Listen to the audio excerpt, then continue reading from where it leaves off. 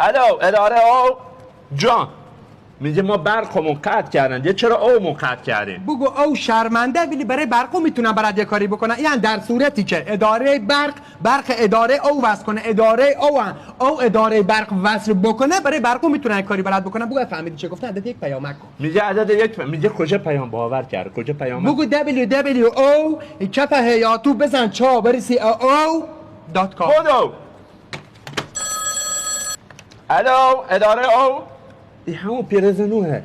بابا سوخمن خب وصل کردن. یه داره فوش میده. فوش دو پهلو انگار هم داره تشکر میکنه هم فوش میده. جان نه جان میگه من هنوز تو همومم. تو همون چه میکنی؟ میگه پودر نظافت تو که مشتن خوش شده تغییر کاربری داده تا عمق مو بدن سوزونده. یعنی ده نه لیزر میرن نه اپلاسیون. خواهش میکنم سلامت باشه.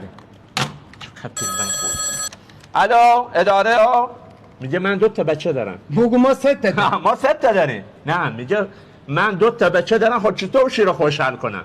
چطور این کولر رو او بیرزنده من کرده؟ چطور برم بوشونه میشون؟ بگو داده جان این بچه باید همین حالا تر خشک زندگی بفهمه. این سبا پس سبا میخواد برای اصلو رو دکل کار کنه. بچه باید همین حالا او ندیده باشه. شنیدی؟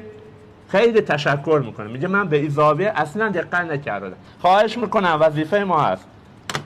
و چه جمله خوبی گفتی. من میگم بیا تعطیلش کنی اداره او بزنه تو حل شورای حل اختلاف و چیا. خب نظرت چه بشه؟ نون تو اختلاف بندا حکومت کن. چه جمله آشنایه. الو اداره او میگه او الو میگه او ها این میشناسمش. هر موقع زنگ میزنه اداره او آهنگ درخواستی میخواد. بگو الان برات میذارم. الان برای آهنگ درخواستی او کرد.